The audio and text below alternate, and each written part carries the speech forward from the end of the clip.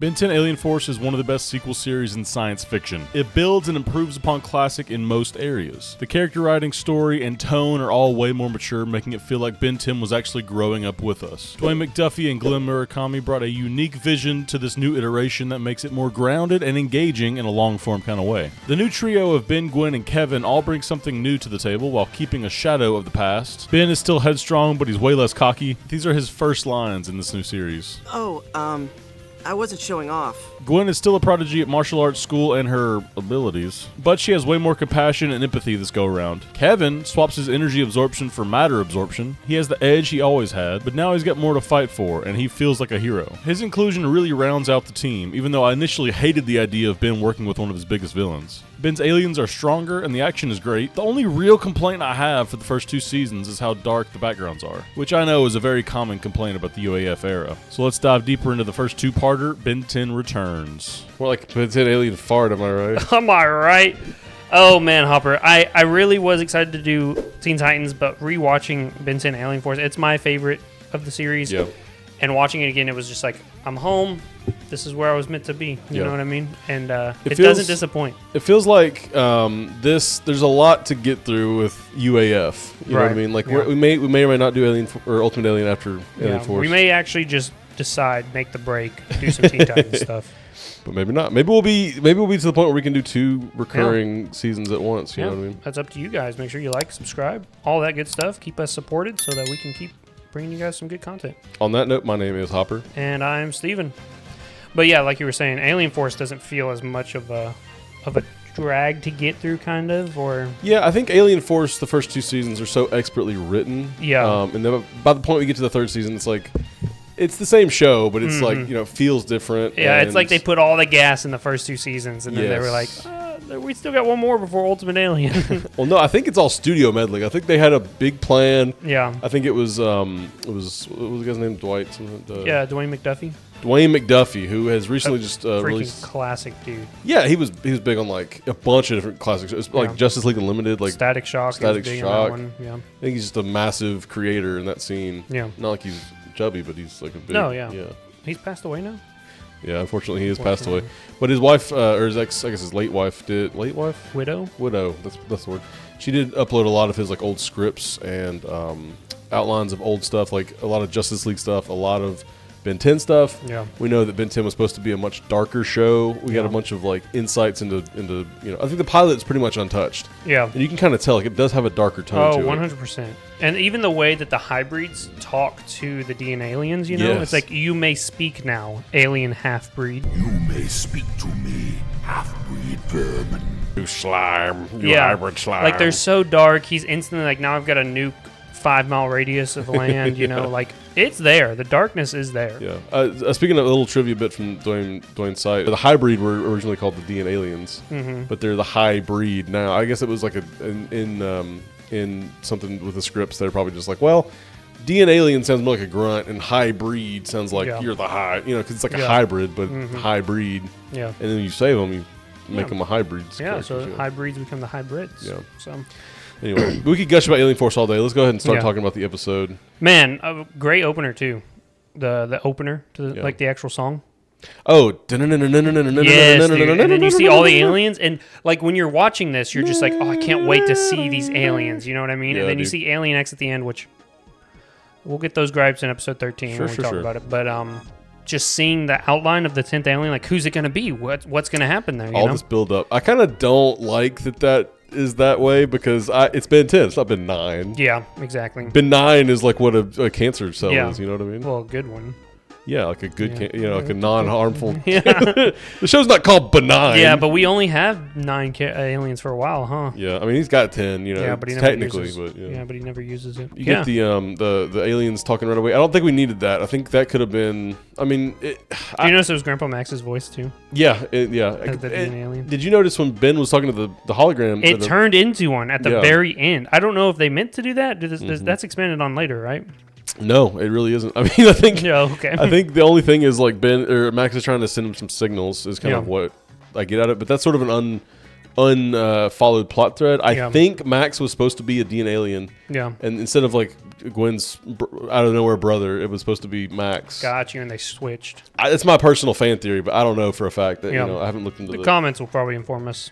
Yeah, there's probably some deep lore about. Oh no, he put that in there to tell Ben that the aliens are coming. But he saw a DNA alien right after he looked at the hologram. What a sick design too. The DNA aliens. Sick and sick. You know what I mean? Like they're spitting goo all the time. It's so gross. But then like he pulls all his tentacles out, and then you see it come back into his head and stuff. Like his head is made up of just like a massive tentacles. Yes, dude. Oh man, it's so cool looking. It's very cool, and if you think about like the tone of the shows, like Vilgax, his look in season 3 is like way toned down and way more cartoony. But these dudes look disgusting. They look alien. They look foreign. Scary. They totally look like the henchmen of what an alien invasion / spoiler alert, genocide of a galaxy would be. You know what I mean? And I kind of like the reference to like Ridley Scott's Alien, like they have to like launch or glom onto somebody to like take them over and use their bodies. Yeah, and even like the little actual DNA alien bits, like the little face hugger things, look like face huggers from the Alien franchise. So we get introduced to Ben, and we actually get introduced to Julie at the very beginning. We don't know who she was. It'll be a love interest for Ben, for those of you who know. He's playing soccer. He gets the winning catch, MVP. We go and he's playing against JT and Cash, by the way. Yeah, so like they go to different schools now, I'm assuming. No, or you see them in the same school that they have different ones. I think it's like I don't know what time of the year it is, but it must be like not seasonal soccer or something. Gotcha. I don't know. You know, like sometimes in baseball they do like road ball and you go play during the summer or whatever, but it's just a dumb theory. I don't know. It doesn't matter. Really. So they could be on the same team playing scrimmage against each other, even though it looks like a big game. It's a big game because he gets like a big medal and stuff too. So who knows? But then we also get Gwen. She's grown up. She's doing karate. I like Gwen in both of these episodes. We're away from the whole cousins fighting and hating each other kind of thing. Gwen's mature. They're both mature enough. They love each other. They are a team now, and like she comes to blow with Ben with her alien powers, which right now are magic powers. Yeah, but we think know later. Magic. Yeah. Great use of her powers. Great design for Gwen. If you'll notice, if anyone is sharp-eyed enough, it's actually the same face as Ben. They just added lipstick and hair.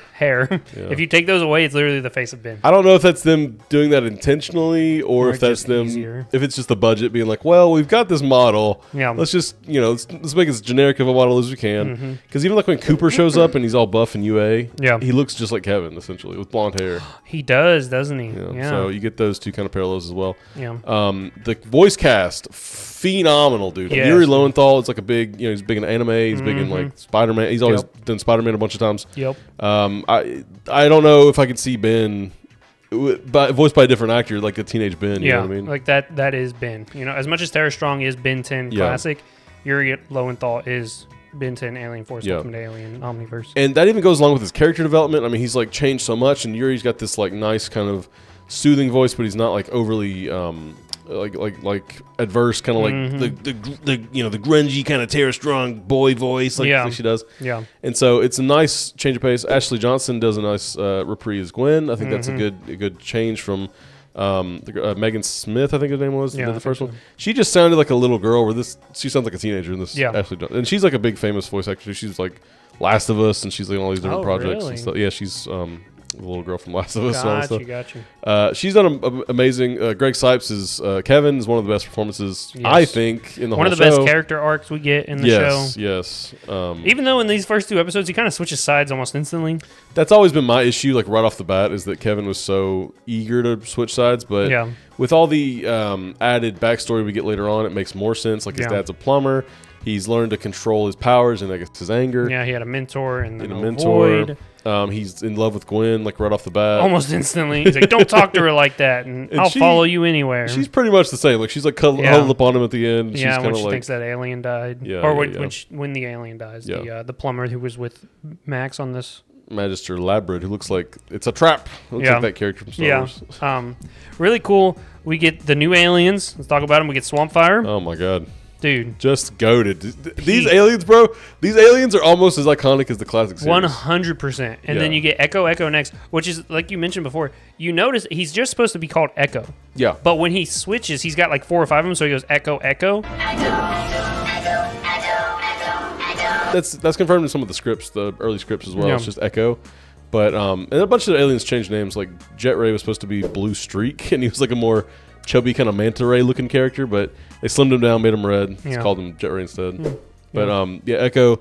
And I think it might have been that first episode in production, like, oh, this is actually better. Echo, Echo. Yeah. It's so much more, because like you would have gotten them confused with Marvel Echo at that point. Yeah, no, you wouldn't have. Not a single person knows who Echo was until that show. That's fair. And then when they did find out, they were like, I don't want to know who Echo is. Not even that, they just forgot. Yeah. You know, they watched the show and it's just instantly out of their head. Yeah. But yeah, so then we get Echo, and then we get Humongosaur. Yep. Big mainstay, the new forearms kind of guy. But he's sort of a controversial character now in Yeah. the fandom because of a couple key players. Yeah, but the issue too, looking right at you know who we're talking about. But back then, you know, the writers didn't forget that he could grow in size, so you Yeah. get him growing in size to fight the hybrid and crash the ship.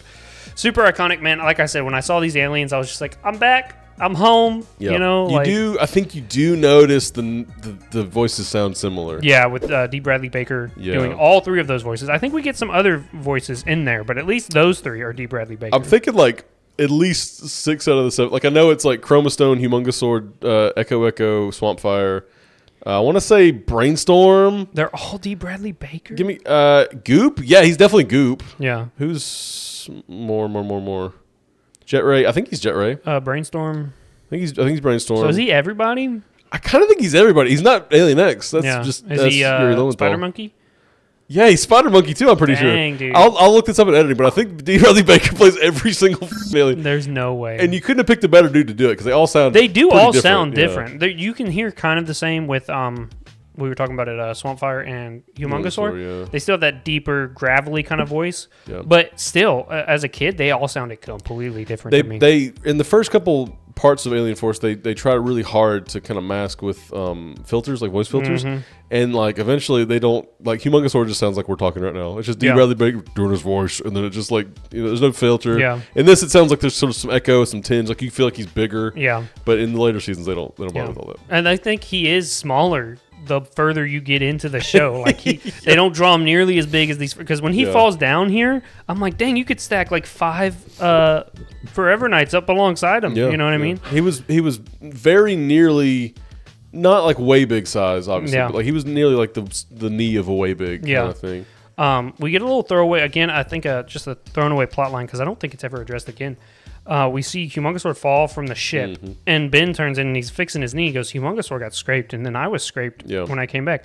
I don't think we see that again. The only thing I can remember is there's an episode with Captain Nemesis or whatever, and he gets shot, or someone stabs him or something as he's clockwork, and his arm is broken when he turns back into Ben. Yeah. That's the only time I remember anything But like that's that like happening. season 3, isn't it? That might even be like That might Ultimate be Alien. Ultimate Alien, yeah. I think it's the episode. Well, no, I don't remember, but Yeah. all the Ultimate Alien kind of blurs together for me at this It point. really does. After Agrigor. Yeah, everything that's not Agrigor kind of does blend together in my head. Yeah. Like Alien Force is a little bit more, Split up and whatever.